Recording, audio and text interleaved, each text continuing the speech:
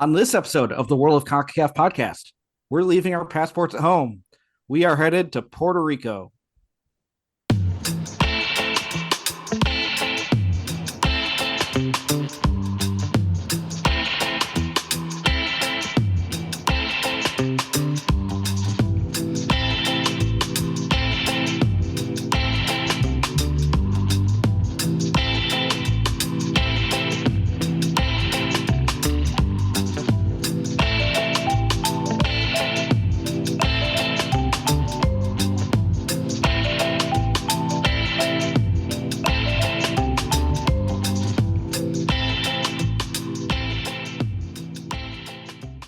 Hello, everybody, and welcome to the World of CONCACAF podcast. I'm Eric Schmitz.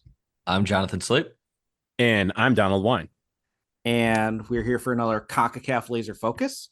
And this is a fun one because Puerto Rico is technically, it's the U.S. too, right? So this is kind of our country. Like, we should know some stuff. Yeah, I mean, there are people. They are flesh and blood. They're Americans, and it's interesting because we're talking about, and I know we'll get into it. We're talking about a CONCACAF and FIFA country, and we've had a couple episodes recently with other territories of other countries who are not yet a part of FIFA and won't be a part of FIFA for various reasons. Yeah, So while I am all about statehood for Puerto Rico, if that's what they want, I would hate to lose another CONCACAF nation. But 40 teams makes more sense than 41. So This is true. This is true. Well, what happens when we get Greenland? There's a lot of unintended consequences, for any of this. They have to decide if they want a World Cup or if they want statehood. CONCACAF nations are not trading cards that you could just sit around with a table and be like, "Yeah, I'll give you Greenland. You give me Puerto Rico, right?" Like, Yeah. And then you're like, "Oh, damn it, I got Ohio." Yeah, yeah, the worst. Or Canada, the Ohio of the Ohio of CONCACAF. Trademark it, patent pending. All right, we've got a really fun episode. We've got another CONCACAF Laser Focus, and we're also going to be joined for the first time by a former national team player. We've got Jacob Conde, who's got 7 caps with the Puerto Rico national team, going to be joining us later on Let's Get a Bucket, but it is laser focus time. So let's laser focus on Puerto Rico. Donald, tell us about Puerto Rico. Yeah, the Commonwealth of Puerto Rico. Of course, Puerto Rico is Spanish for rich port, which is very interesting. Spanish there, but it was settled by the Odoroid people back in 430 BC, and that indigenous group kind of yielded eventually to the dominant indigenous group of the Tainos, who were the indigenous group when guess who? Christopher Columbus came to the island in 1493.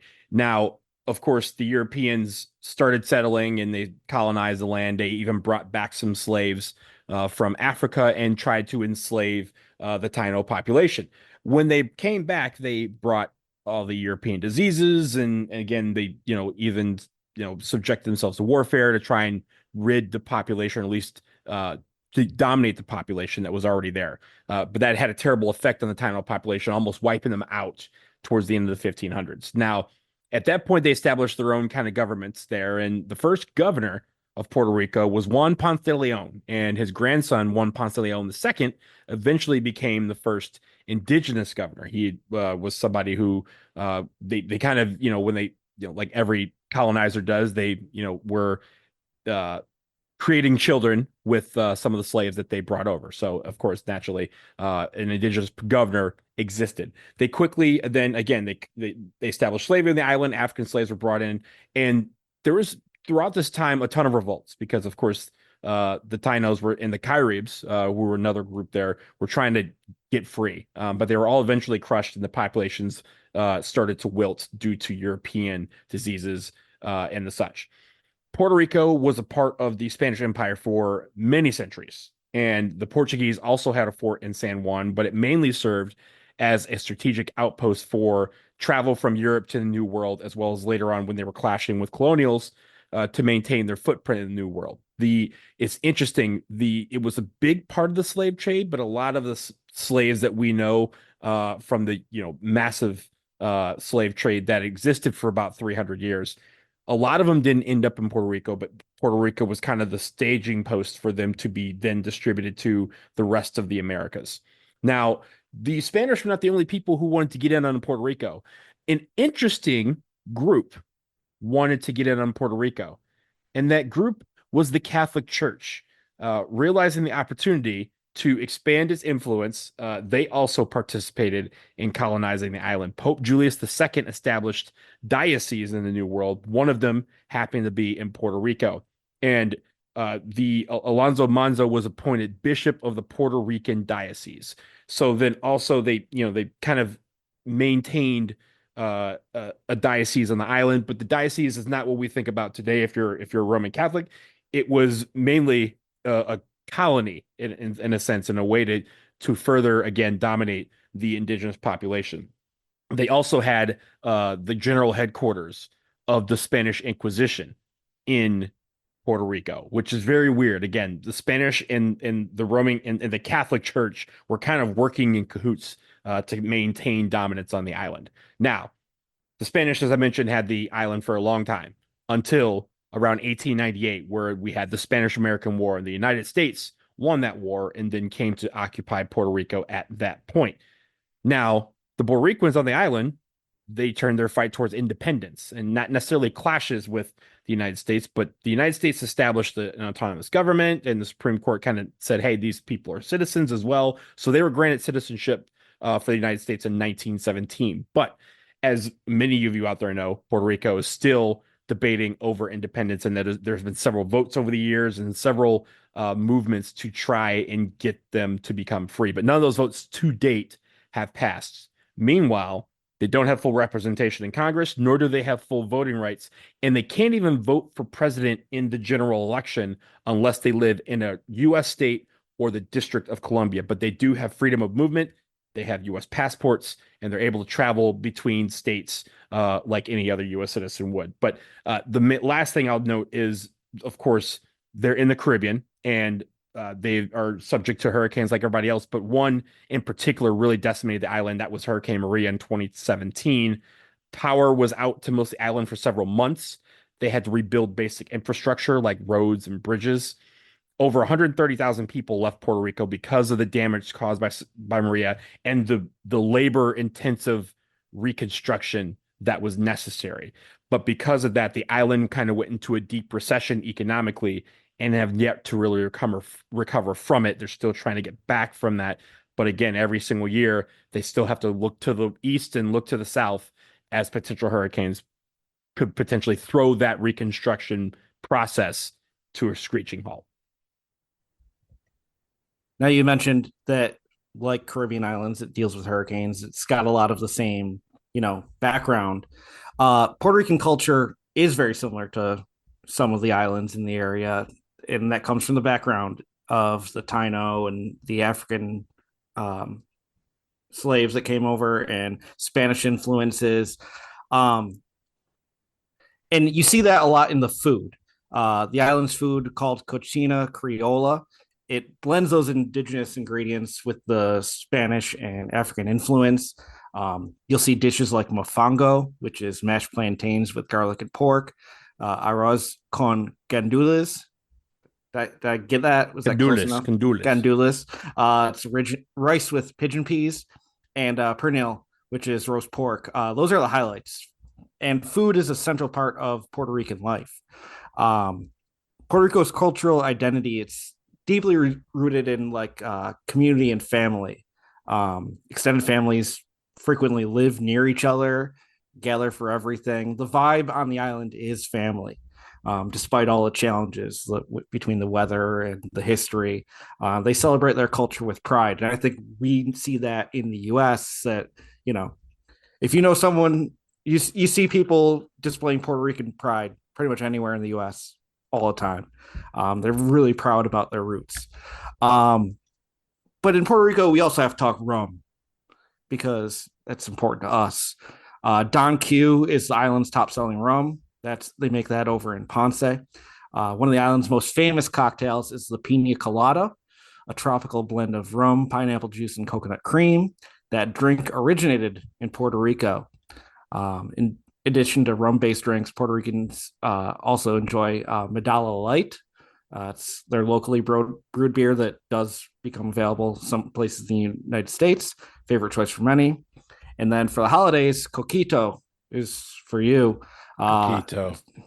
It's another drink with roots in Puerto Rico. It's eggnog-like drink made with rum, coconut milk, condensed milk, and spices. Very festive for the holidays. Yeah, I mean, Puerto Ricans like to party, you know. Look, I've been to Puerto Rico, and I'll tell you a couple of quick stories. One, for the single guys out there, I was single when I went there. I'm single now. Puerto Rico is great. It is absolutely fantastic. But I mean, the scene, the beauty is there. The landscape, like the architect, even the architecture, you kind of have those vibes, right? But like you mentioned, the people are all super, super welcoming, warm. It's a very familial attitude that they kind of have there.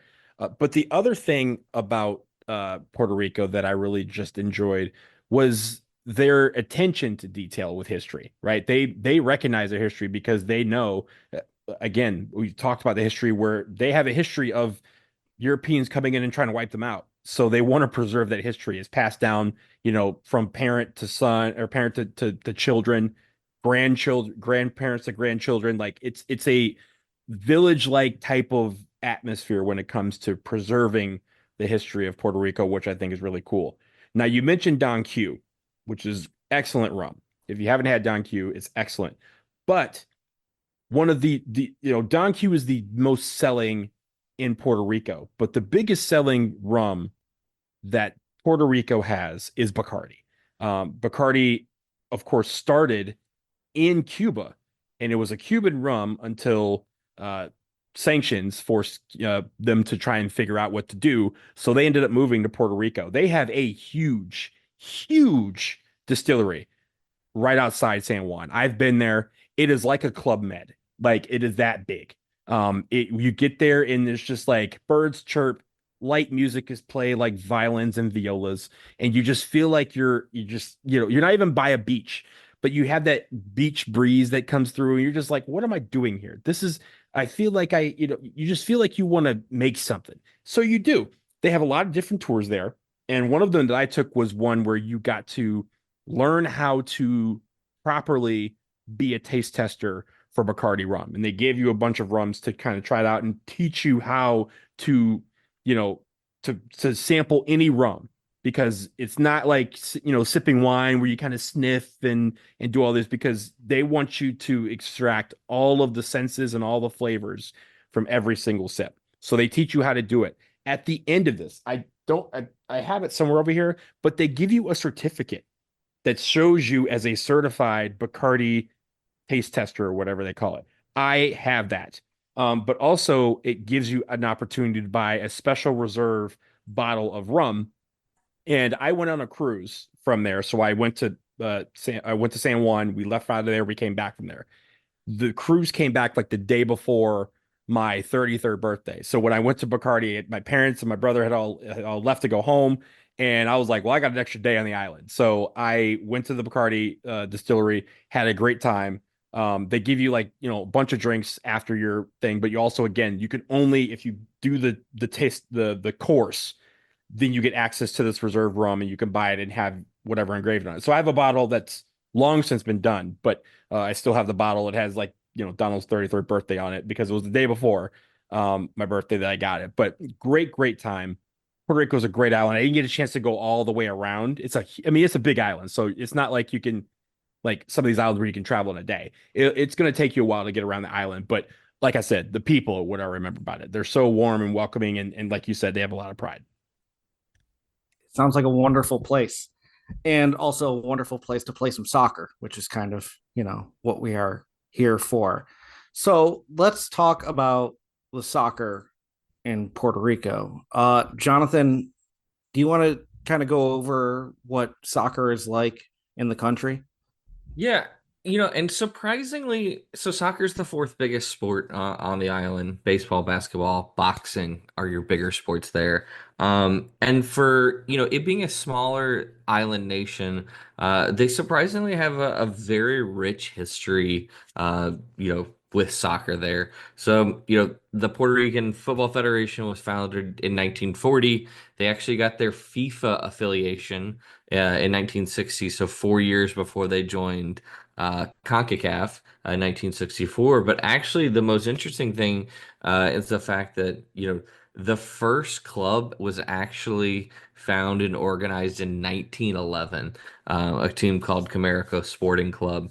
And then as early as 1914, that was the first time we saw games a game take place with teams from two different towns, and that was between the towns of San Juan and Ponce. Kind of looking at it more from today, thinking about the club game in Puerto Rico. So we're going to separate out. Probably a lot of people are familiar with the Puerto Rico Islanders of NASL fame. We'll talk a little bit about that separately from this. But 2008, we had the formation of the Puerto Rico Soccer League. It was the first division within Puerto Rico, and that was the first time there was ever any unified competition. Unfortunately, like we see in a lot of these countries, the league didn't last for a long time. So 2011 was the last season ever for the PRSL. That was replaced by the Liga Nacional de Football, which was an amateur league. And then in 2018, we finally saw the return of a top flight division within Puerto Rico, and that was the Liga Puerto Rico. There's also a women's league and a junior league as well. But then let's go back to the Puerto Rico Islanders. A lot of people have heard of it, may not understand or know who, what. So Puerto Rican Islanders actually existed in a couple different iterations throughout the time, but they were most notably an NASL club. So while they were based in Puerto Rico, they were playing within the North America Soccer League. They also played in US ISL, which is the old USL for those that are familiar. And they had a pretty successful run. So 2003, first time we see them playing as a club in their more modern era. And they had a lot of success. They won the CFU competition or zonal competition. They've won that twice. They've made multiple appearances within CONCACAF Champions League. In fact, in 2008, they actually made the semifinals of CCL. I remember that run. So like that run was that wild. yeah, like that is just wild to think about. This like old USL first division team comes out and makes a run to the semifinals, and then unfortunately in 2012. We see that be their last year as an NASL club. They had announced earlier in the year that they were only going to play the second half of the season because it had a apertura clausura situation. But then they actually ended up, not even playing any of the 2013 season. And then we see them get resurrected as in 2015 as Puerto Rico FC. Yeah, I think it's really interesting because those of us that know American soccer history, they know the story of Team America, that fledgling NASL club in the 80s. It's like the US national team never really got like consistent games. So to build the program, you got to put a team together. And that was essentially what Puerto Rico Islanders were for Puerto Rico. And I think with the growth of, the club game and North America in general, you don't necessarily need that, but it was always such a cool thing. It's like, yeah, this USL team just plays in Puerto Rico. Puerto Rico's in Rochester this weekend. Fun stuff like that. It's a great little story. Let's kind of look at the national teams though. Starting with the women's national team, Puerto Rico, Las Boricuas, believe I'm pronouncing that right. It's their nickname. Boricuas. Las Boricuas. Boricuas. Yeah. Yes, which is Spanish for the Boricuas. Got that translation on lock. Um, the women's national team, they played their first international in August of 1998 against Canada. And as we say on this podcast, don't ever believe the hype that the Canadians are nice. Canada beat Puerto Rico 21-0 in that first match. They really haven't had a lot of top end success. They haven't qualified for a FIFA World Cup yet. They have not qualified for the Summer Olympics. This past W Gold Cup here in 2024, they did qualify for that tournament. They ended up third in Group B and unfortunately finished as the third best third place team. So they did not qualify for the knockout round. So they did not go through that, but they did get a win. They beat Panama in the group stage there. The roster is primarily composed of people with, Puerto Rican heritage, a lot of U.S. based college players. But generally, as far as CONCACAF goes, they're fairly competitive. Their current FIFA ranking is 85th, which is up a little bit. They've never been lower than 124. 85th is actually the highest they've ever been. So Puerto Rican women's program is in a good spot. But like many teams within CONCACAF, not without some troubles. Back in 2018, the women's national team actually protested during a friendly over the support from the federation. They were playing a friendly against Argentina. And as soon as the game kicked off, they all turned their backs on the game and stood in solidarity over how they were being treated. The game ended up a 3-0 victory for Argentina, but the team demonstrated that they needed the support. And it seems that they're finally getting better support and their results are coming with that.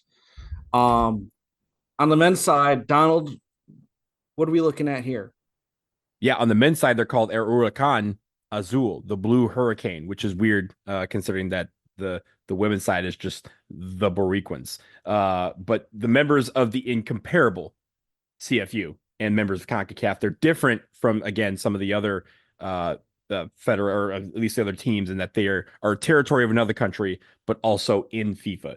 They're 157th right now in the FIFA ranking, so they're pretty low down there, but they've had a low point, and I'll get to that in a second. Their first match was back, as Jonathan said, back in 1940, November 1940. It was a draw actually against Cuba. And that's great because that is the only success they had for 30 years. They did not record a win until they beat the Bahamas 3-0 in 1970. So they went the first 30 years of their existence without having won a single match. They did also beat Panama in a friendly in 1972. They then went through another rough patch in the 80s and 90s. They didn't win much, but if they did, it was mainly against three teams: the Bahamas, the Dominican Republic, and Martinique. They literally only beat those three teams for basically 20 years. Everyone else that they played, they did not win. Now, here's an interesting story. You guys remember Chris Armas? Chris Armas is a former national men's or U.S. men's national team player, but he played for Puerto Rico back in 1993-94. During the 1993 Caribbean Cup, he had 5 caps for the team. And that was one of the greatest successes they've ever had as a program. They had 4 games in that tournament where they did not concede a goal. Now, playing in that tournament should have cap tied Chris Armas to Puerto Rico, but FIFA did not recognize the Caribbean Cup as an official competition, which is dumb on their part. But it also allowed Chris Armas to switch his allegiance to the United States, where he went on to have a lengthy career with the U.S. men's national team, over 50 caps. Now, I mentioned the bad stretches. Puerto Rico, I mentioned 1940 and 1970. They did not win a game. From 1995 to 2007, during that period, they only had 4 draws. Everything else was a loss. They dropped all the way to 202nd in the world, but they've slowly worked their way back into the fold. You mentioned earlier the Puerto Rico Islanders and the success they had mainly in 2008 to like 2012. That helped fuel their national team as well and helped them get kind of back into not necessarily, they weren't jumping up into the upper echelons of CONCACAF, but they at least were getting better, to the point where in 2012 they hosted Spain which was then the reigning World Cup champions and reigning Euro champions, two-time defending Euro champions. They hosted them in Bayamon where they lost 2-1, but they really that was one of the single greatest games that they had. Obviously, the biggest competition, or I'm sorry, the strongest competition that has ever gotten onto the island. But again, they've worked their way back. They've shown some great improvement in the program. They've never qualified for a World Cup or a Gold Cup. They only have 2 Caribbean Cups to their name, or at least 2 competitions that they've participated in. 1993, I mentioned that, and 1981, where they finished in 4th place. They started in League C when Nations League started and was promoted to League B in 2023, where they remain now. And they have 2 national stadiums. Really, they have one, but one has kind of emerged as a secondary one. The big one is Estadio Juan Ramon Lubriel. That's in Bayamon. It has 22,000 seats. It is a former baseball stadium that converts to soccer, and that is where they have the majority of their matches. But Mayagüez, Estadio Centroamericano de Mayagüez, that is the secondary stadium that they've kind of built on the other side of Puerto Rico. It has about 12,000 seats, but they also have a couple of their games there. Now, the other thing we need to talk about the national teams is, and it's very important to us as a podcast, is the uniforms. The fire. So the fire. So Puerto Rico's federation recently rebranded, and typically a federation will stick with like the colors of the flag, a very simple, aesthetic. And Puerto Rico, going from their basic royal blue, red, and white of the flag, they came out with this 2-tone blue, this royal blue with this light blue, almost a tealish outfit, brand new crest, and maybe some of the best jerseys in CONCACAF. They've got Hummel as a distributor, their home strip, typical royal blue, but they've got this black alternate jersey. Donald, this is definitely a top 10 kit in CONCACAF. It's fire. It's fire for sure. And here's the thing. I personally have liked some of the jerseys that they've had going back years. Like even the ones they most recently had before the rebrand, I thought were really cool. Yeah, the Joma ones were sick. Like the Joma era was great. Like I love the white one, and the white one with the like lighter gray and like red and blue stripes, and then the navy one was sick too. Yeah, and it's funny that they call themselves the Blue Hurricane, because up until that's part of the rebrand, I think, is them switching to blue as their home jersey, because before they used to do red and white vertical stripes. Similar, again, kind of tying into the flag motif, but it was also a very distinctive jersey that they would do, and just kind of, because there's not a lot of teams that wear stripes on the international stage, so you automatically stand out if you do, and they were one. I do remember when the U.S. played in Bayamon in 2016, I think we were wearing some plain jerseys and they were wearing their jerseys. Then we were sitting on TV saying that should be reversed. Like we should be wearing the stripes and they can wear them too. But how is this working? So were we wearing very, that, very cool. They were wearing that red jersey that had like the weird sublimation on it, if I remember correctly. Yeah. But it kind of flowed down and it had like for lack of a better word, a botchy like blue stripe across the middle that kind of broke up the sublimation. But it was I'm trying to look it up, but it was really, really cool how they did it. And it was it looked like a chevron and revert, like upside down, kind of flowing towards the shoulder. But they were pretty interesting, and I think they had that, again, the stripe motif for a while. Now they've switched to blue, and I think that's going to be their identity moving forward. But hats tip to them for recognizing they wanted to make a switch, figuring out something that's going to be a little bit outside of the fold for them, and making it work. Because it's one thing if you do it, but it's another thing to make it work, and they were able to get it to make it work. Oh, they're making them work because they do have a web store. They did make these jerseys available online. Every single one sold out. They've got a couple players. They've got the home kit. They've got the away kit. They got the alternate.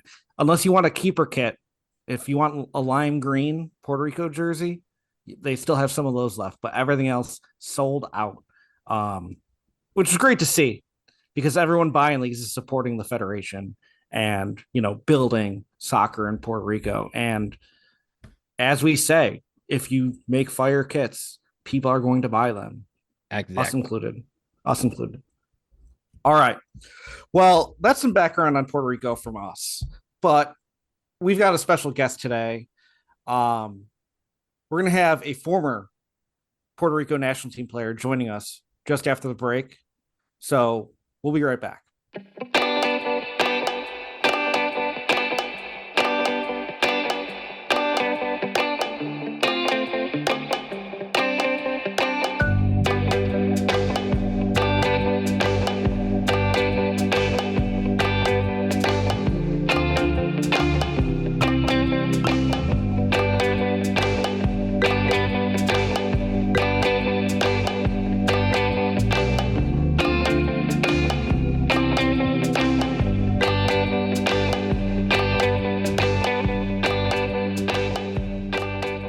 All right, we've got a very special Let's Get a Bucket here on the World of CONCACAF podcast.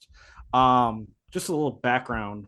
So I went to a small college in Buffalo, New York called Medaille College. Rest in peace. It's now closed. I did, participate in the soccer program there for a few years.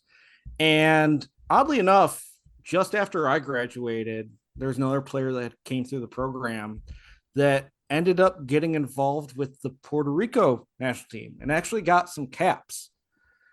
So I was like, when we started talking about doing this episode, focusing on Puerto Rico, I'm like, I kind of know somebody that has a better sense of the situation than me. We got to get him on the podcast. So Jacob Conde played at Medaille College like I did. He got 7 caps over the course of 4 years with the Puerto Rico national team. And I reached out to him and said, hey, Jacob, you want to come on and talk about Puerto Rico? He's jumped at it. So really appreciate him coming on.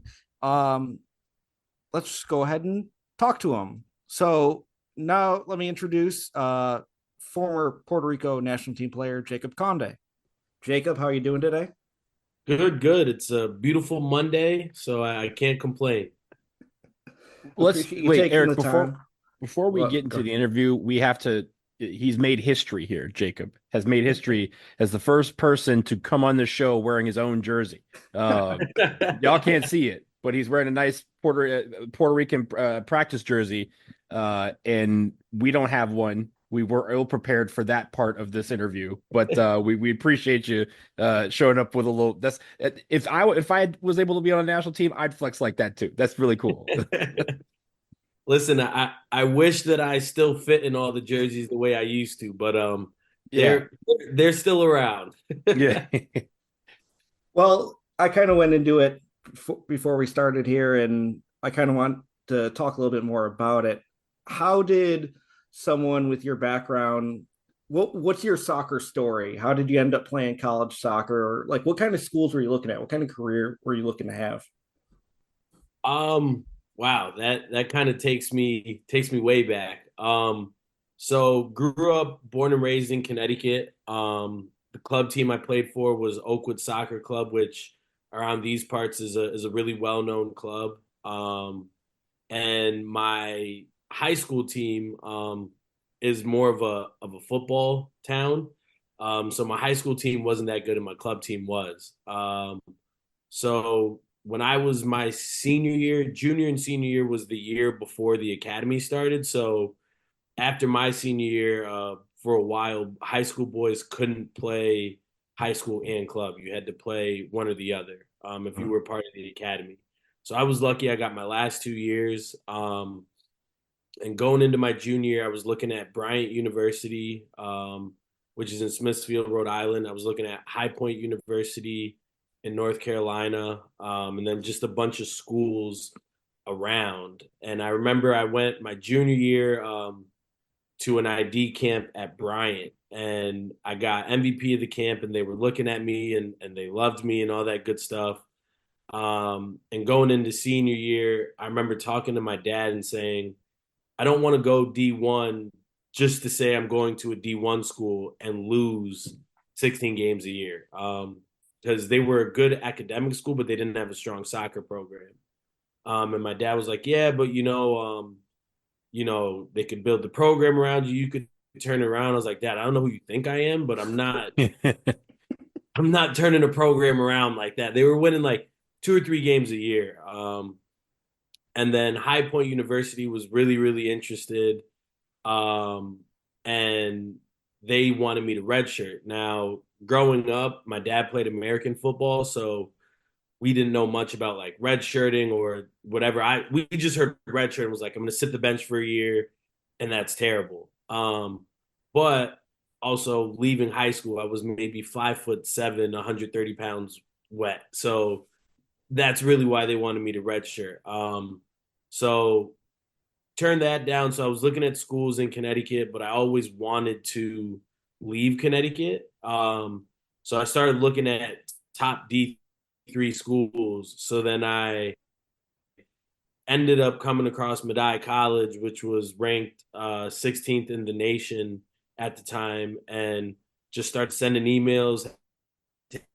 Hey, yada, yada, yada, whatever. I had offers from school in Connecticut, but I didn't want to be in Connecticut. So Coach K, the illustrious Coach K, reached back out to me and said, come out on, legend, absolute legend. And he reached out and said, come out on a visit. And I remember it was me, my mom, and my stepdad pulling into Medaille, and I always imagined like big university, big school, like that's where I'm going. And we stopped at the gates of Medaille, and we were like, "Where's the rest of the school?" Yeah, no, you nailed that. Yeah, like interesting. Where is the rest of the school? And I did my overnight. So kind of fell in love with Medaille right there on the spot. Always said, the best thing about Medaille was the people. So, the team opened me with welcome arms. And from there, kind of just everything kind of fell into place from there, college wise. It's rare for any, athlete to go D3 and get looks from a national team. So it was great success that you were able to find yourself in a position to represent Puerto Rico. How did that come about? Especially again, the path that you just described you took to get to where you are. Yeah, the one thing that I always tell people, and especially now that I'm a coach, is don't ever get turned off by a D3 school, because in all actuality, the difference between D1 and D3 is size of school and money. So like you'll go to a D3 school, and like we played St. Bonaventure every preseason. We would play Niagara in our spring season, and we would compete with these teams. So yeah, Medaille's this big, but it's really size of school and amount of money. So Coach K had a program in England called Raisa, which allowed us to go get our masters in a year and play semi-pro soccer in England. And Alex Rouse, another Medaille legend, had done it, I think, a year or two before me, and he had a great time. And I was fortunate enough between like the money that the school was able to give me, and then I was an RA in my last 2 years. I didn't, get a lot of debt going to Medaille. So I said, you know what? What's one more year of school?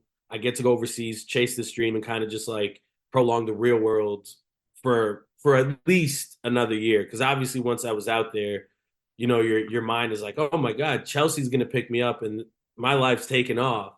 So I went to England for a year, hands down, one of the best years of my life. And then from England, I went to Spain, played in Spain for about 7 or 8 months, came home for a month. And then from there went to Croatia and played second division in Croatia for a team called NK Hask. And the agent that I had at the time was, working on things. I had a great season. One of those things, hey, we're going to take care of you and yada, yada, yada. So I came back home. And while I was waiting for the phone call, I remember it was summer 2016. I had been home for maybe about a month. And I was sitting home in a wife beater and some boxers eating Apple Jacks. And I get a phone call from my mom, and she's like, hey, I forgot the guy's name. It's gonna kill me, but hey, this guy called me from the Puerto Rico national team. He wants to talk to you. And I'm like, Mom, what are you talking about? Like, how did this guy get your number? Like, where did this come from? And he's like, yeah, not sure, yada, yada, yada.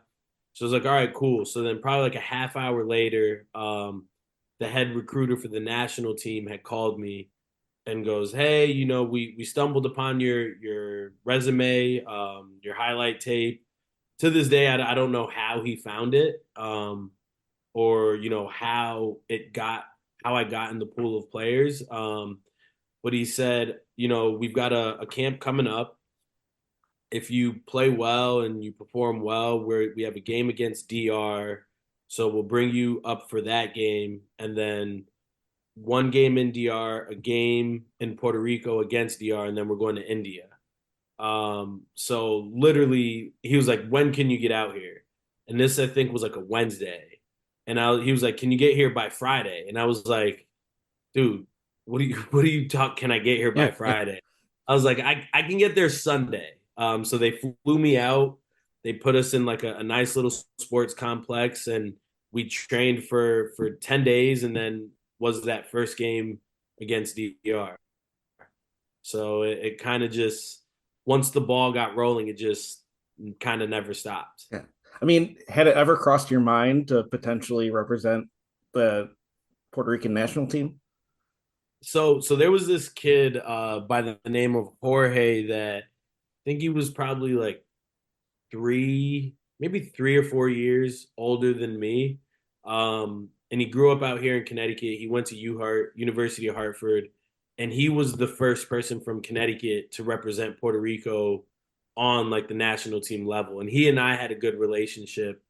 And I remember being in high school, my freshman year, hearing he got a call up and not really knowing what it meant at that time, saying like, yeah, one day I'm going to play for the Puerto Rico national team. And kind of just, they say all geniuses got to be a little bit delusional, and you just got to put stuff into the universe. And I was saying it, freshman year of high school, and it came true, what, 10, 12 years later?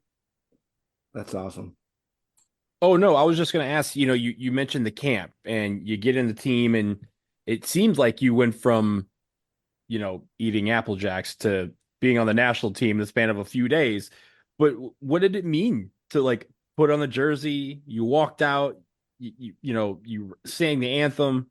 Like again, you were like 2 weeks ago, I was in my robe, just kind of chilling, and now I'm singing the Puerto Rican anthem and getting ready to play an international soccer match. How did that feel? Like, I mean, I wish you guys could see me because I'm like just getting goosebumps thinking about it. But it was a dream come true, through my journey of soccer. I always say like, I never got that lucrative contract that everyone dreams of and made millions of dollars and things like that. But I think the game gave me more than I could have ever asked for in other ways. I met the mayor of Mumbai. I had lunch at her house. You know what I mean? Like, I wouldn't have been able to do that without the national team. I've been to probably played games in about 8 different countries that I could think of on the top of my head. And kind of like you guys said earlier, growing up in Hartford and then going to a D3 school, that kind of stuff just doesn't happen. So to be able to do that, definitely a dream come true. And especially being so young and really being able to enjoy it, going to these other countries and representing something more than just like, your local team or your high school team. It definitely was a dream come true for sure. So you play those first couple friendlies against Dominican Republic, against India. How did the level of play compare to, say D3 college soccer? Was it eye-opening, or were you suddenly just like, oh, I can actually play at this level? I think at first you get the nerves. It's a lot faster. Like everybody says, like once you get to that next level, everybody has a good touch. Everybody can hit a long ball. Everyone can do it's the little stuff that matters. but the game is fast. So you get out there, and we had a mix of a team, some young guys, some old guys. Beginning, definitely nervous, but then you find a groove to it. But the game is faster, and I remember playing against Honduras, and we kind of went into that game, you know, kind of parking the bus or whatever. And the guy on my side had, I think at that point, like 30 or 40 Champions League caps for Celtic. And I was like, oh, so Champions League, like that's what that level's like. And this guy's just running by me and he's taking every touch is clean and things like that. And I was just like, okay, well, clearly I'm not a Champions League caliber player, but definitely at first it you get nervous, but then you kind of see like, hey, I belong here. I think you have those questions of doubt and things like, I'm here and I know I'm one of my best friends used to always say like, you are one of the best 25 Puerto Rican soccer players on the planet. Like you're on the team. Like let that sink in. So that's cool. But then it's like, all right, now we have to go compete against these other teams. And you got 90 minutes to do it because once that first whistle starts, it's like, all right, we've got a game to play. So, there are those nerves at first, but once the game settles in, you definitely realize that you belong and I belonged and I fit in well. You talking about stepping on the field with a Champions League player and kind of immediately going, oh, like that's a whole new level, right? I'm an attorney and everyone can, in law school, they talk about, oh, your law school's stupid. That law school's dumb. This one's smarter. Ours is the best, right? But in the end, you sit for the same bar exam and you pass the same bar and you're in the same, bar with everybody else. Doesn't matter what school you went to, you all went through the same thing. Was there a moment on the field where you're kind of like, hey, this Champions League player, I'm not on the same field as him. He's on the same field as me.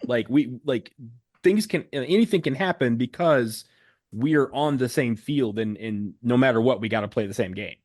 See, I wish I knew you about 5 years ago because that speech definitely would have helped me.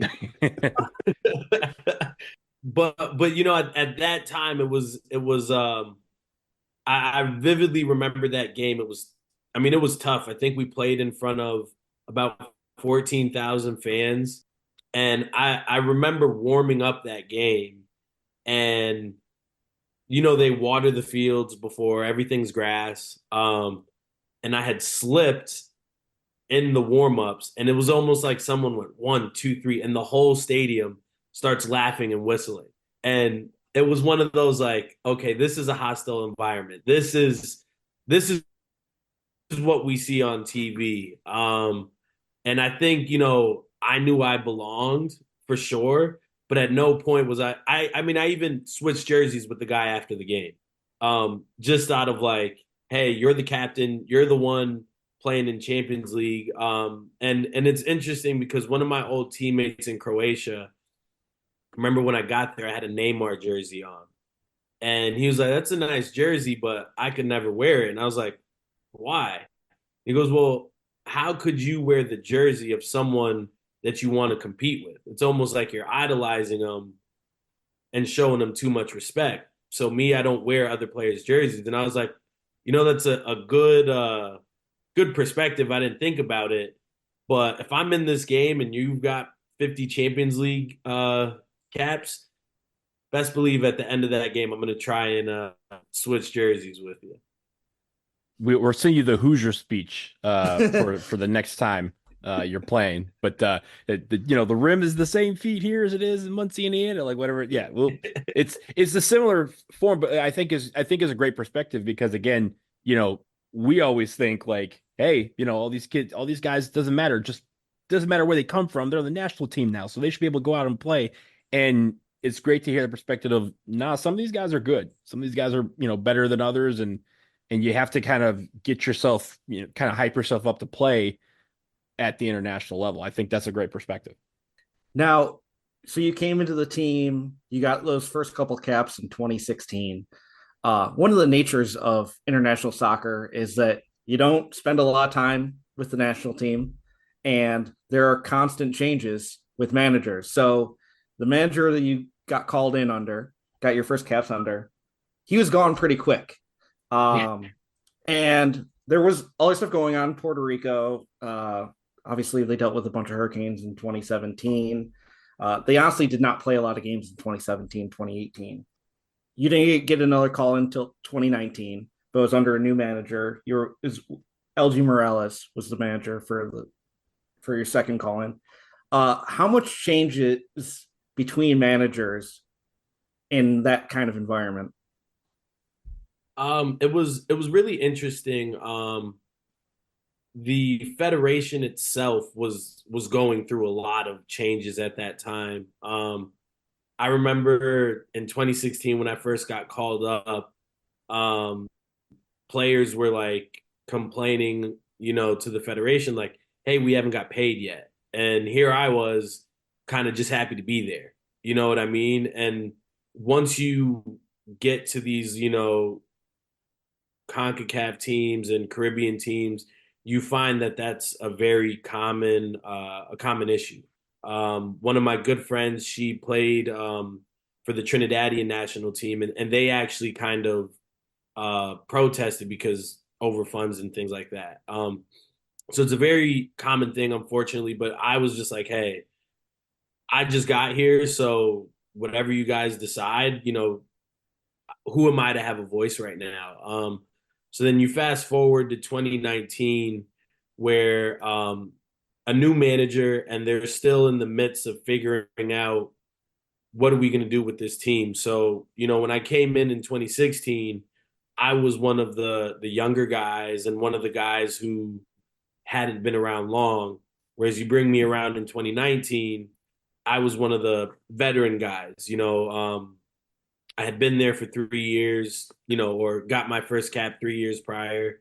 And they had a lot of college players or kids that were younger and things of that nature. So the coach that we had, LG, around that time definitely was a player's coach. He gave us a voice. He supported us. And I remember, the first time that I met him going in for the friendly against Hartford Athletic, he, welcomed me. You would have thought that I knew him for years. And, there were guys that didn't have teams. He helped them out and things like that. So it was different perspective. The federation and the team has definitely come a long way, even to where they are now. But definitely two different environments for sure. Okay. So you get back into the team and you're preparing for what we affectionately call on this podcast the greatest competition in global sports. It's CONCACAF Nations League. It's also magical. true, so we don't have to lie on this show. It is true. You had the privilege of being in the first match Puerto Rico ever played in CONCACAF Nations League. That's history. Congratulations. Thank you. What do you remember about those first two windows where you're playing this new competition and you're playing these other teams? It's actually really interesting because it was around this time of year that it happened. I don't think in the moment, obviously playing soccer my whole life, I knew the magnitude of playing in tournaments and group stage and things of that nature. And, if we do well, we qualify for the Gold Cup, and that's our big chance and all these things. But in that moment, it's like, okay, this is another game that it's my opportunity to go get picked up. It's my opportunity because at that point, 2018, I was living in Boston playing for a UPSL team. 2019 beginning, I had a trial with El Paso in the USL. And I remember in the 3-day span, I don't think I've ever played better soccer in my life.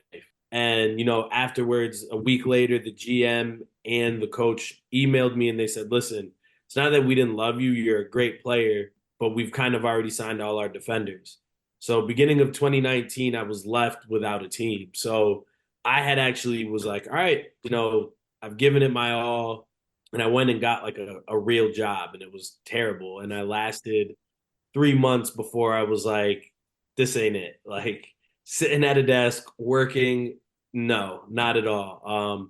So I started training again, and ironically enough, and I say ironically because I don't really believe in coincidences, the Puerto Rico national team had a friendly in Hartford, Connecticut. So I was like, all right, cool. I had been training, got back fit, and I reached out to, some people, got in touch with the coach, and I said, listen, this is who I am. Here's my CV. Here's my highlight tape.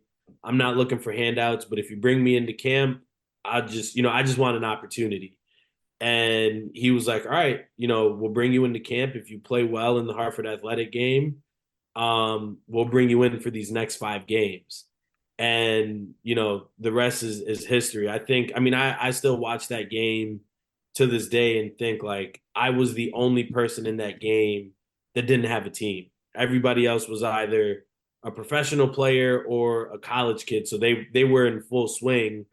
And here I am working a 9 to 5, training 3 times a day just to get fit. So now fast forward to these Nation Leagues games where it's like, dude, you're here. Like this is your opportunity to get picked up. And the first game I played well. Again, you're kind of just in the moment, trying to enjoy it. And I think that's where I was at that point.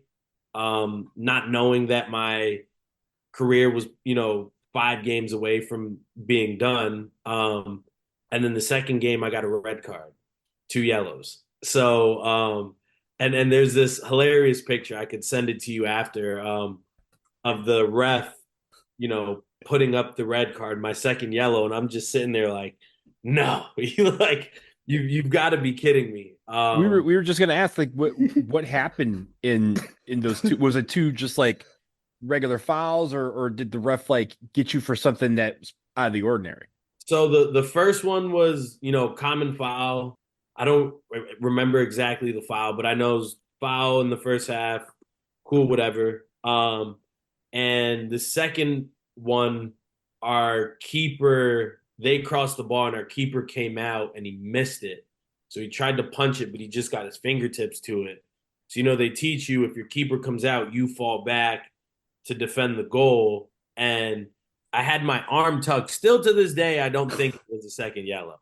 No bias aside, but because I had my arm tucked and the guy took a shot and I leaned and it hit me literally shoulder.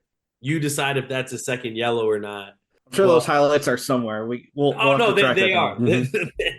I've cut that clip and sent it to my friends' group chats like, hey, is this a yellow or not? So I've had the debate. You've got your own Zapruder film.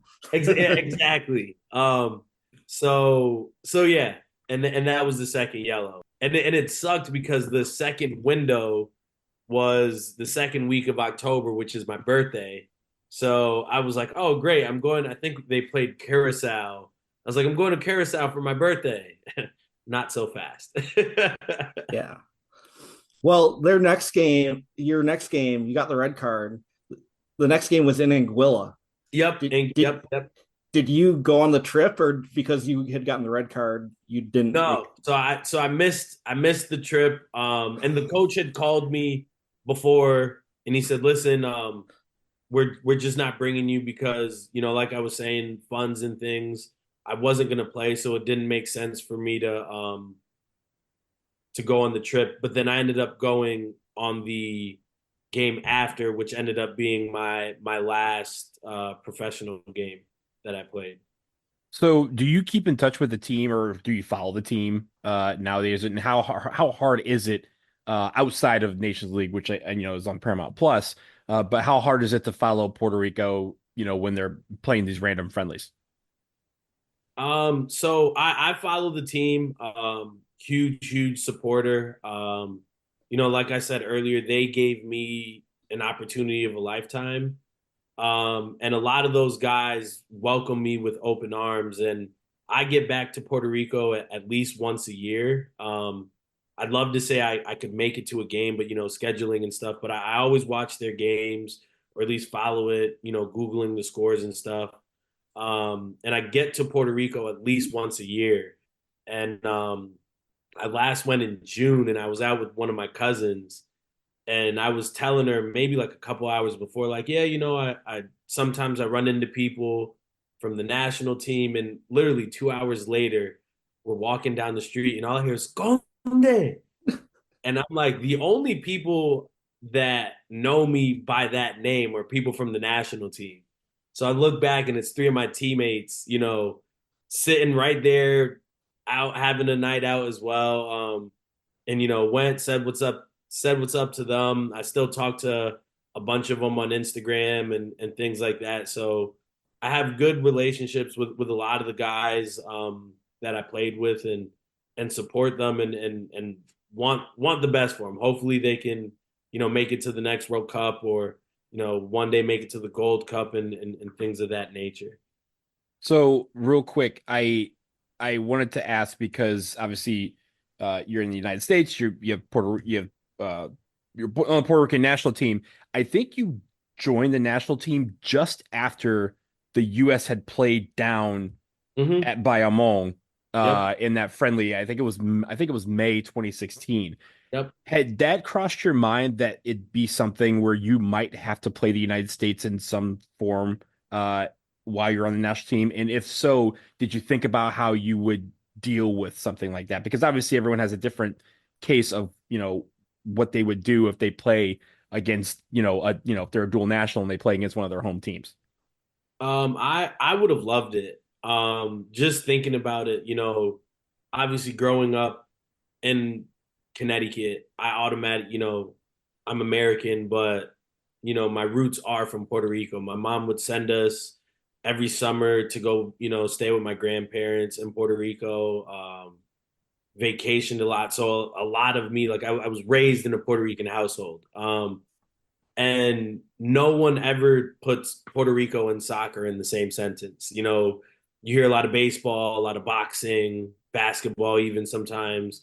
But to me, that would have been, another one of those just like cherry on top. It's not even about the money. That's just like a dream come true. My parents being able to see me play at the highest level against, a team that I've grown up watching on TV, the Landon Donovans of the world, the Clint Dempsey's, like, look, I'm now playing against you. So that would have been cool. Who knows how it would have went, but Puerto Rico on top.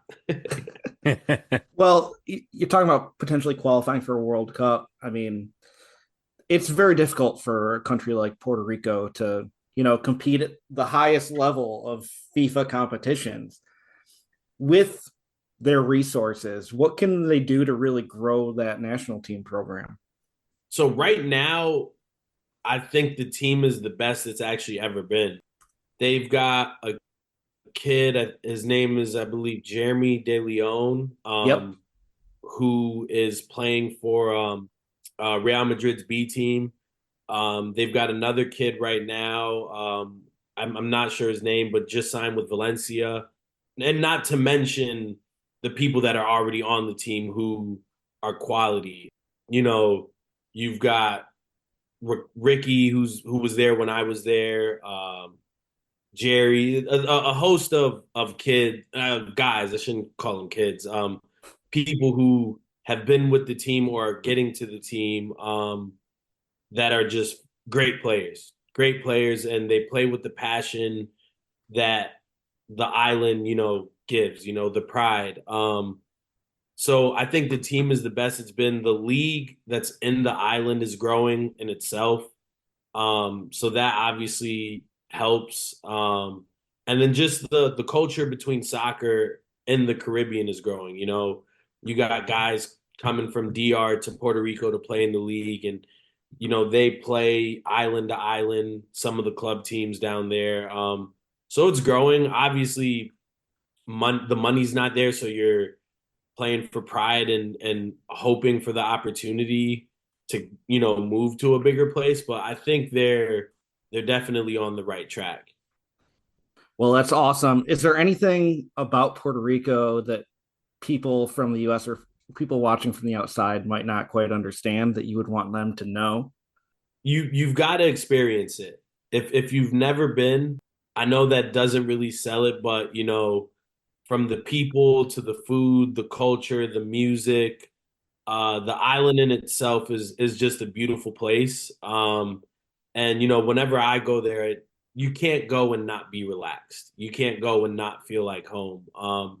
You've got the beaches, you've got the rainforest. And it's interesting because El Yunque is the biggest rainforest biggest American rainforest. Because obviously Puerto Rico is territory of the United States, but you've got a rainforest.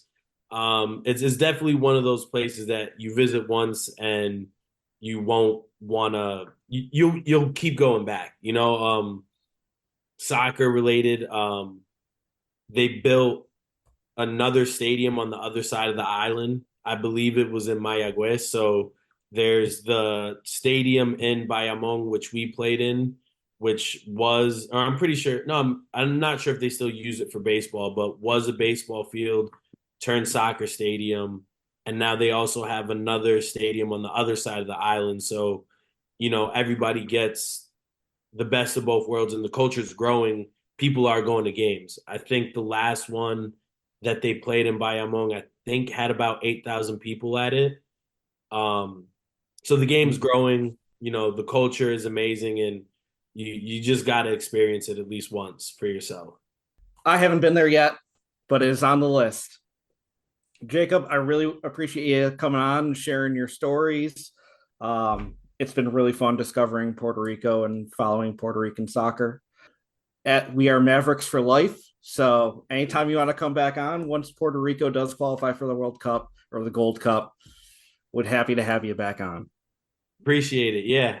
Listen, I'm a text message away. So anytime you guys want me back on, one of my best friends home, at home, he always tells me like, you don't talk about your journey enough. And I'm like, I never want to be one of those people that like lives in the past or is like, hey, I was this, that, or the third. But it's always nice to kind of like go back and relive the moments and things like that. When I played, I was a huge trash talker, and I always told people just Google me like that. I'm not gonna talk a big game. I'll talk trash during the game, but you can Google me. So that was one of those things. But it's always nice to go back and just relive, honestly, some of the best years of my life. So I appreciate you guys having me on and giving me the opportunity to talk about my journey. Well, CONCACAF is a beautiful place. So, Jacob Conde, thank you so much for joining us. We'll be right back after this. All right, we're back. It was a great interview. Really appreciate Jacob coming on, but now it's time to get down to business. It is time for real team or fake team. And according to the schedule, I am up to bat. So, Donald, Jonathan, are you guys ready? Oh, we're ready. Okay. And as many of you know, if you're just listening to the podcast for the first time, we'll tell you the goal of real team or fake team, because CONCACAF is such a colorful, web of soccer. Some of these teams that you'll see in these countries, they sound made up. So we're going to judge whether they're made up or not. Donald's got some teams. Jonathan's got some team names. They're going to feed them to me, and I have to guess if they're real or fake. So which one are you starting off? I will start. All right. Are you ready? I'm ready.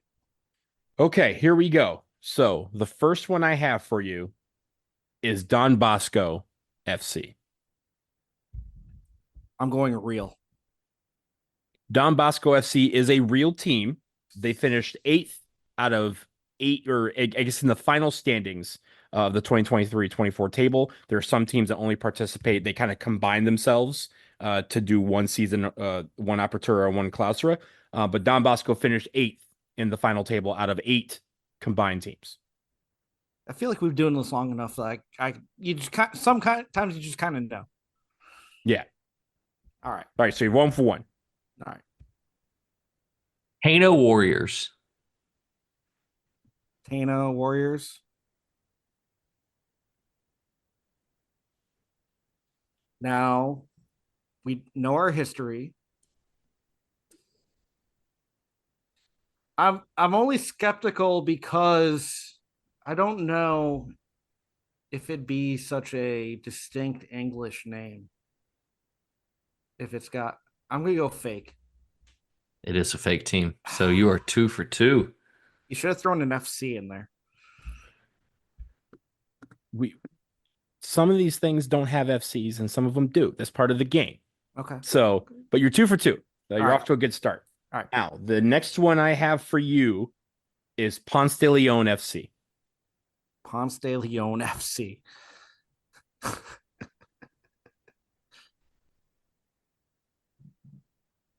It sounds so obvious that I think it's made up. Your answer is Fake. it is a fake team. Oh, wow. I mean, I know Ponce is a place, but I don't know. Ponce de Leon was the first governor of Puerto Rico. Yeah. Yeah. Ponce was also one of the cities that the first teams were first inner city games. So we're gonna go with Puerto Rico Surf SC. Puerto Rico Surf. That's fake. Is it? I think it's fake. Is it really? It's a fake team. Oh. So we are 4 for 4. Wait, hang on. Hang on. You said Puerto Rico Surf SC? Yeah. That's a real team. Oh yeah, I'm sorry, I got that wrong. Yeah, it's a real team. Yeah, that is a real team. Do we got fucking VAR in this thing? We have VAR. Oh yeah, my it's a real God. team. Yeah, Puerto Rico Surf SC or SC, I'm sorry, finished 4th in the final qualified table. They qualified for the playoffs, but they did not win the playoffs. Can't believe I'm so sleep deprived that I've gotten real team, fake team right or wrong, and I'm the one that has the right answers. Yes, Oh, so man. you are now This is the most CONCACAF thing that like ill prepared, falling asleep, and needing someone else to bail me out. Yeah. Listen, So, okay. If this podcast was professional, we'd be making money off of it. So We also probably wouldn't have this segment, which is the best segment that we do. So it's the one that everybody wants. Give the people what they want. All right. So you're 3 for 4. You got 2 left. Okay. Now, the one I have for you is Caguas Sporting FC. Caguas Sporting FC.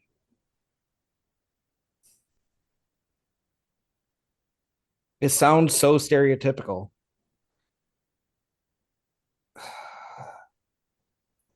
It's got to be real. It doesn't have to be real. But are you saying it is real? I think it's real. It is real. It is. Okay. They were 6th in the final combined standings in 2023-24. Caguas is one of the like the 4th or 5th biggest city in Puerto Rico. Yeah. I knew the name. I knew the city placed, but yeah. Okay. All right. So you are 4 for 5. Doing This is really one well. of my best runs ever. So to tie my score from the last episode, It's always about sleep scores. oh, yeah, it's all about me. Lechon FC. Lechon, Like the city in Puerto Rico. Lechon FC.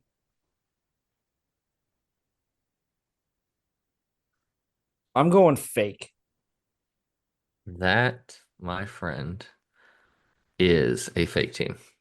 Wow. Lechon, I don't know if Lechon's a city, but Lechon is like the Spanish pork, like that they do, like the pork, the pig roasts.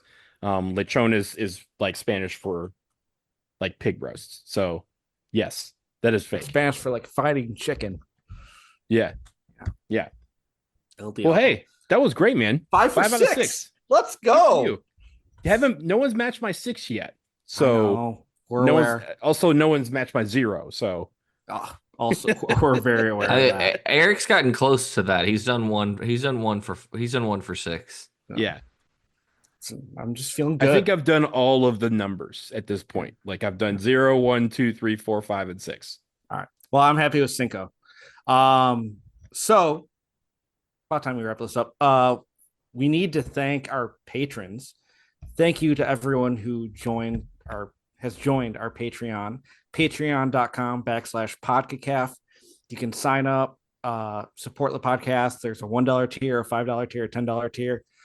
We appreciate everyone who contributes and helps us, cover the expenses of doing this nonsense and helping you and us learn about all these wonderful nations. Again, that's patreon.com/podcacaf. There's a free tier, which you should sign up for just to, support. Even if you don't want to give us money, we just appreciate you. And you can take a peek and see what you like. And if you like it, you can little peek.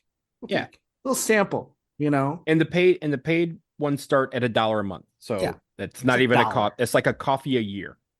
Yeah. In DC at least, because we got $12 coffees. Yeah. It's only like $8 Canadian, Yeah. because their money's worthless. Jonathan, where can people find you on the Twitter? They can find me at JSlapeSSP. Donald. At BlazinDW. And you can follow all of us at PodCacaf, POD on the Facebook, Twitter, and Instagram. Thank you to Jacob Conde again for joining us. Really appreciate the insight. Thank you for everyone who's tuned in. Make sure you go and like or subscribe and rate and review the podcast. It actually means a lot. We've only got like 17 reviews over the course of all of our networks. Like, just go and give us 5 stars and call it a day. We'll stop bugging you. But we'll be back with a new episode soon. Thank you to everyone who's listened, and we'll see you.